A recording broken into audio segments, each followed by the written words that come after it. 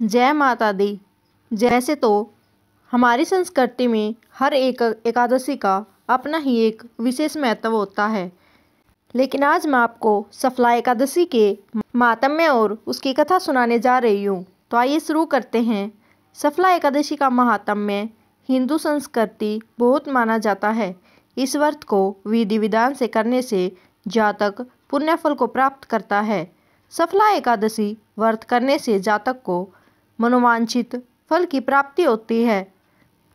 इस व्रत का अनुष्ठान करने वाला जातक भगवान विष्णु की विशेष कृपा का भागी बनता है। इस व्रत में भगवान विष्णु की आराधना करने के साथ ही रात को जागरण का भी विशेष महत्व है।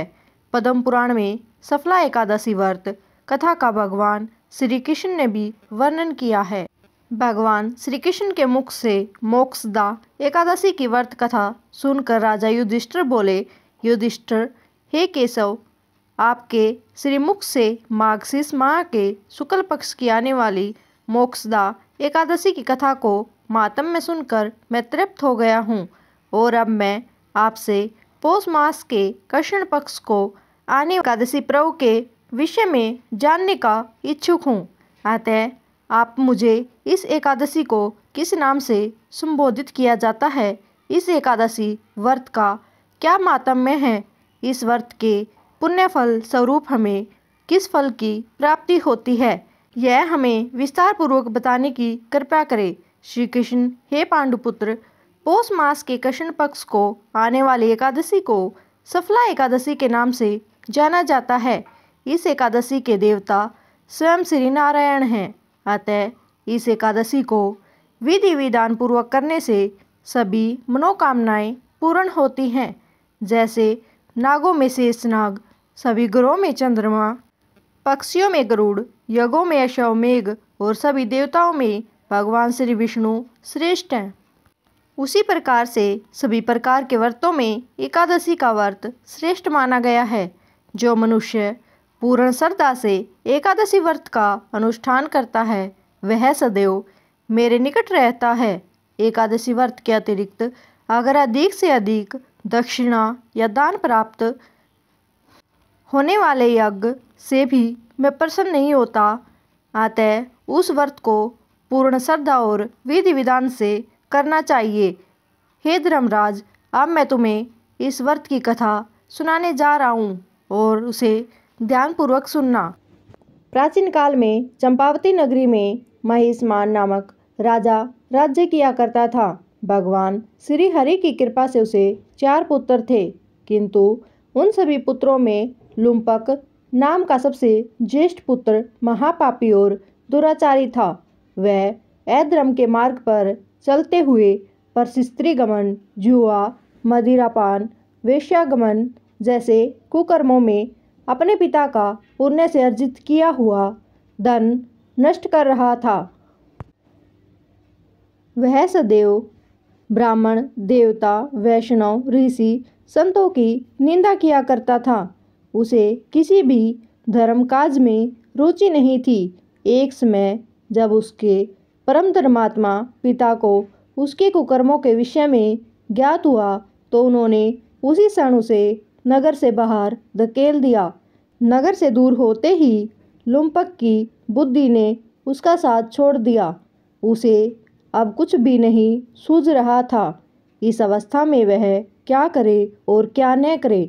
भूख से तरबतर होकर वह वन्य जीवों को मारकर खाने लगा और धन की लालसा में रात्रि को अपने ही नगर में जाकर चोरी करता निर्दोष नगरजनों को परेशान कर उन्हें मारने का महापाप करने लगा। कुछ समय पश्चात सारी नगरी उसे भयभीत होने लगी। निर्दोष वन्य जीवों को मारकर उसकी बुद्धि कुपित हो गई थी। कई बार राष्ट्रीय सेवकों और नगरजनों ने उसे पकड़ा, किंतु राजा के भय से वह उसे छोड़ देते। वन के माध्यम में एक अति प्राचीन और विशाल पीपल का वृक्ष था। वह इतना प्राचीन था कि कई नगरजन उसे भगवान की ही तरह पूजा करते थे।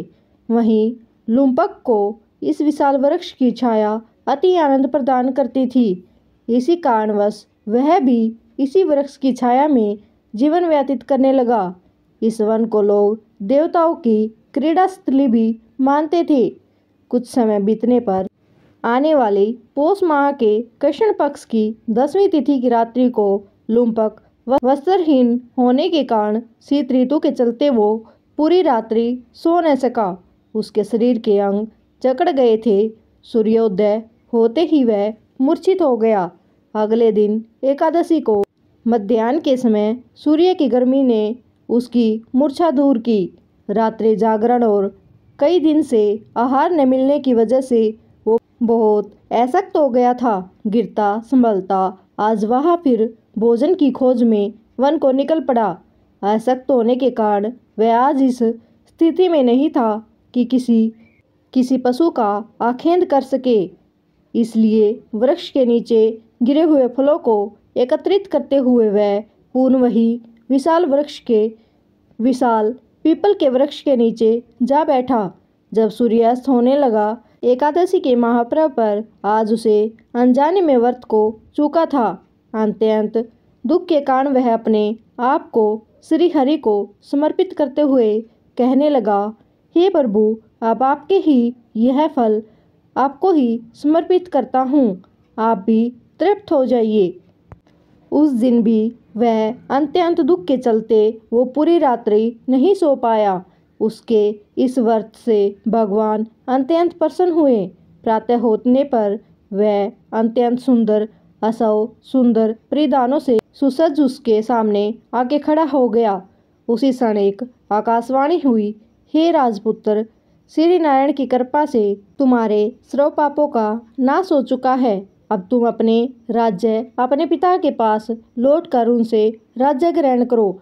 आकाशवाणी से सुन प्रसन्नचित होकर वह सुंदर परिधान धारण कर भगवान श्री हरि का जयकारा लगाते हुए वह अपने राज्य को प्रस्थान कर गया। वहाँ राज्य में राजा को इस बात की पुष्टि हो गई थी। अपने पापी पुत्र के पाप नष्ट होने पर राजा ने भी उसे सहर्ष स्वीकारते हुए अपना राजपाट उसे सौंप दिया और खुद वन में चले गए।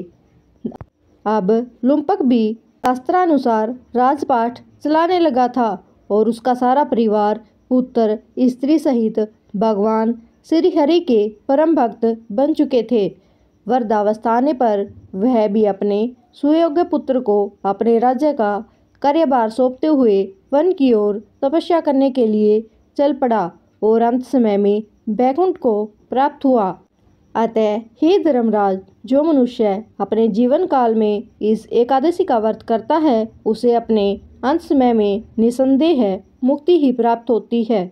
जो मनुष्य इस पतित पावनी एकादशी का व्रत नहीं करता वो सींग और मूछ रहित पशु के समान है। इस सफला एकादशी की कथा का जो भी मनुष्य श्रवण या पठन करता है उसे अश्वमेध यज्ञ का फल प्राप्त होता है। यह थी सफला एकादशी व्रत की कथा और महात्म्य। आपको कैसी लगी कमेंट में ज़रूर बताएं।